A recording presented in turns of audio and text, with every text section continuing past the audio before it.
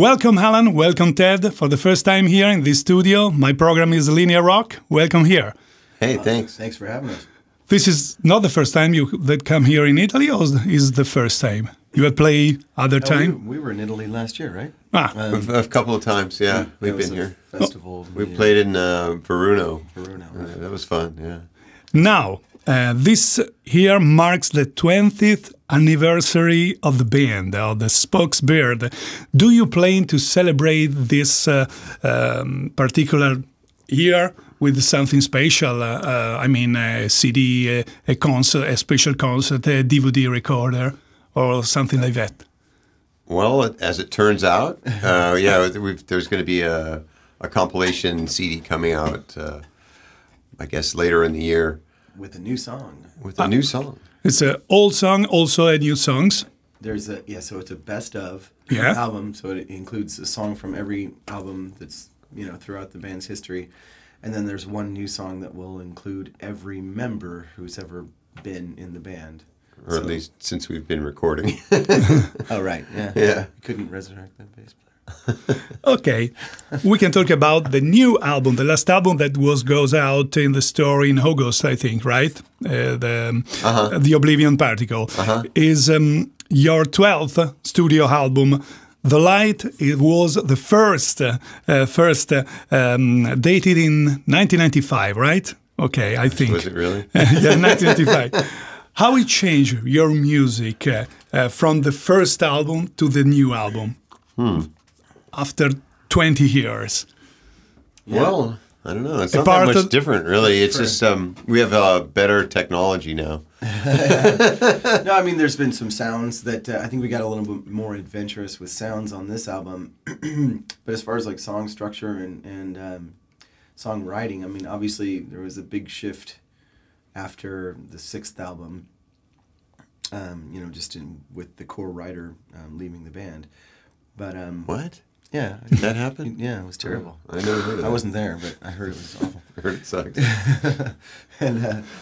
and then but ever since then, everyone kind of pulls their material together, and this we definitely have an approach that's pretty consistent with the songwriting. But like I said, on this album, we try to involve some interesting sounds, some acoustic instruments.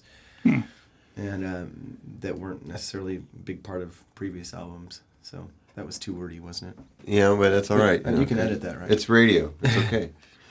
Yeah, we got like banjo, lele going on, and fiddle.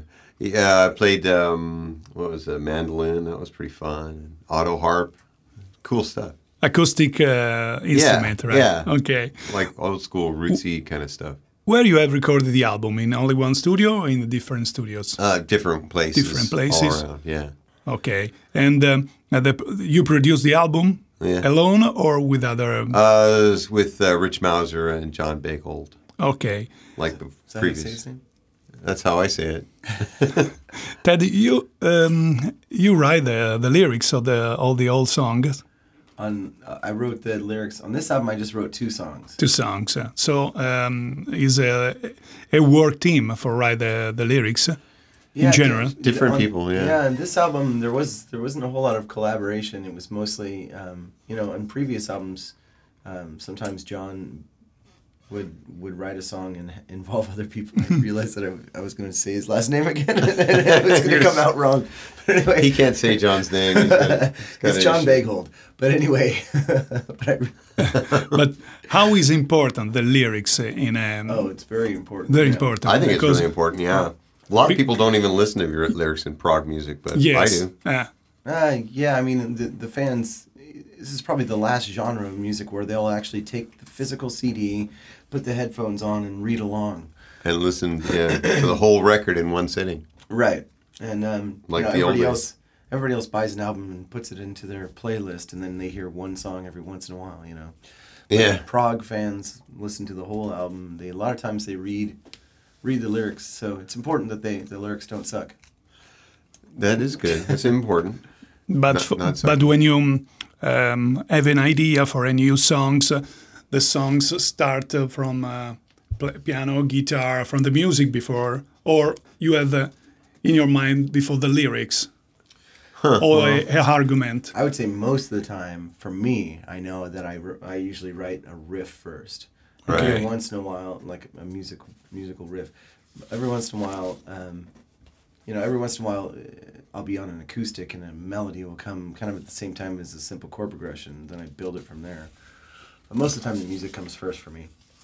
Yeah, one way or another. Sometimes, even just these days, you just like put up a drum loop or something and kind of go from there. But yeah, it usually starts with music, I think, generally. Spock's have recorded 12 studio album, but I know many live album and also video. Do you prefer working in studio or in play live or both? I know it's a different situation, completely different situation. Yeah, I think they both have their charms and their frustrations. I like playing live. I think it's fun. I mean, when it goes well, it's fun. When it goes badly, it's not good. Yeah, the energy of playing it live. Everything that comes along with getting between shows, to play tours, that's not always the most fun. But just being on stage with the guys that's definitely why you do it, so you can get out there and play it live. I think the between shows stuff is awesome, dude. That's the fun part for me. Yeah, you make better use of that time than I do. There is a particular album that you are very attached, and why? Is there anything that you wish you had done differently from the past? I mean, a particular album of ours, or just in general? I don't know. I mean, one of my favorite records is David Bowie's Aladdin Sane. I mean, that's one of my favorites. Or like ELP Tarkus. That's one of the greatest records ever made. But other than that, I think he was asking about ours. Ours. Oh, and there, we have some good records. I don't know. It's all okay. I can't really speak to it. I've only been involved in two of the records. So, but I know the one that resonated the most with me. I don't know if it was because of when it came out. Was 5 for me. Just the production and everything on that album. That's a good record. Songwriting was just it's definitely my favorite of the Spock's Beard albums. And then Snow. No, I'm just kidding. Man, then I mean, I think well, of course, the one we just did was pretty kick-ass. But and then other than that, though, is I thought Brief Nocturnes was a really strong record, man. That one still kicks my ass. There's parts of that just give me chills, man. In the 70s, especially in Europe, there are many people that listen prog rock. There are many bands like Genesis, Gentle Giant, King Crimson, and also Italian band. PFM, yeah. PFM, Banco, and the other. When Spock's Beard start in the middle of the 90s, the musical scene is completely different from the 70s. There was grunge in America, post-grunge, alternative rock, crossover. So it was difficult for the Spokes to find a right place in a musical scene. Yeah, totally. Well, we thought it was pretty much hopeless. I mean, we were just figured, well, we'll just do this. We don't care that nobody likes this kind of stuff anymore. We're just going to do it anyway. And we didn't think, we figured we'd just play some clubs in L.A. and that would be it, But we, thought, well, what the heck? We'll have fun. It'll be fun, and just do it for laughs. And here we are, 20 years later. Your record label is Inside Out. Yeah. Inside Out is with the band by, I don't know, 15 years probably or more. A long time. How is important this?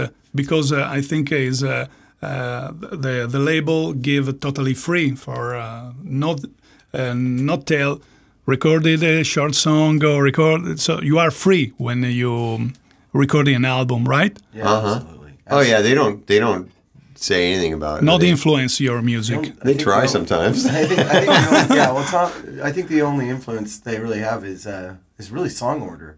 The label owner he likes to contribute to that whole thought process, and so he definitely has an opinion with regards to how we line up, and a lot of times we listen to him.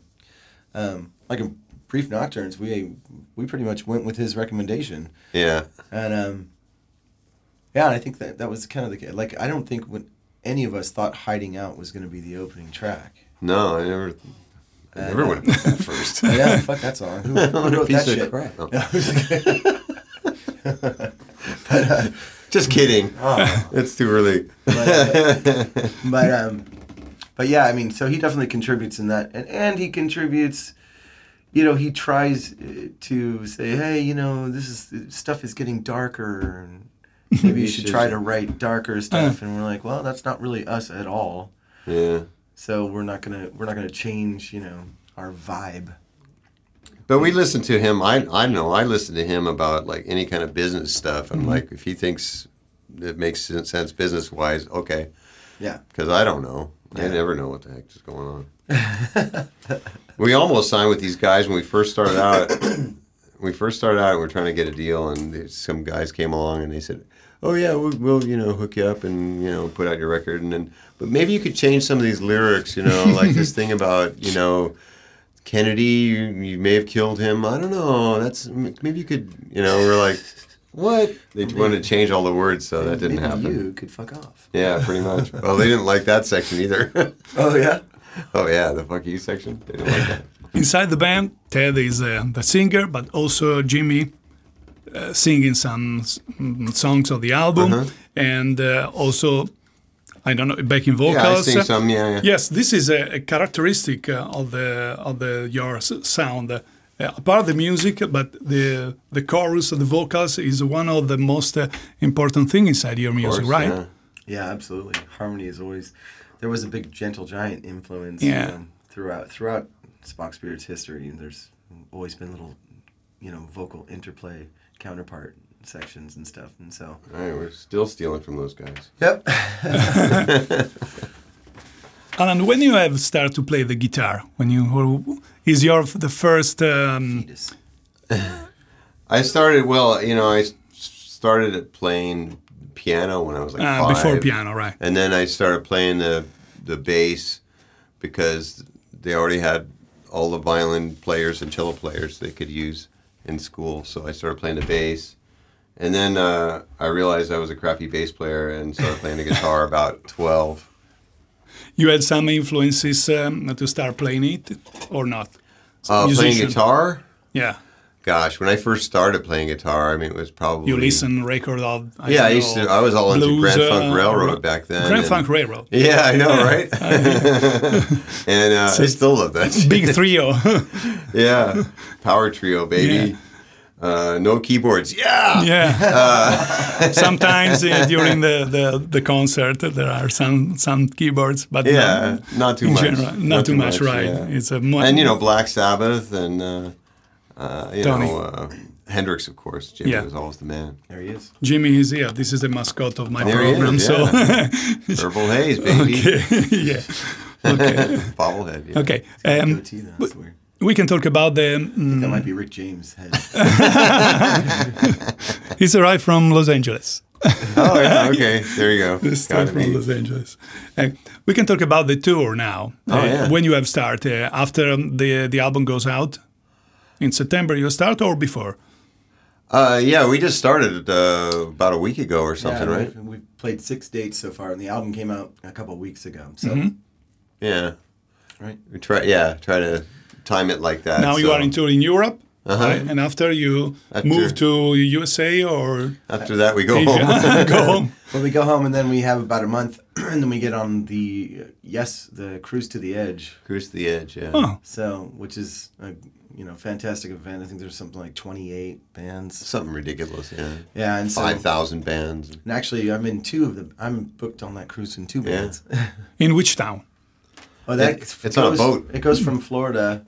In the ocean. And so it's not necessarily a town. And there might be Atlantis somewhere underneath there, but we don't really know. The Bermuda Triangle. Yeah, but yeah, so it goes from Florida to the Bahamas and back. Okay. Also in Italy in the 70s, there was a lot of prog rock band. You tell about before the name of PFM, right? Do you know other Italian band, or you got listen some of their record? Not so much. Not so much because not arrived in the USA. Probably back in those days, it was a lot harder to find music. So. Okay. That was pretty much it. Okay. Thank you very much, Sean. Thank you very much, Ted. See you the next time. I hope that you can return the next year with a new album. I don't know if you have an idea for a new song. I think it's too much early now. Otherwise, John's going to write the whole album again. Yeah, again. Okay, bye. Thank you again. Thank you.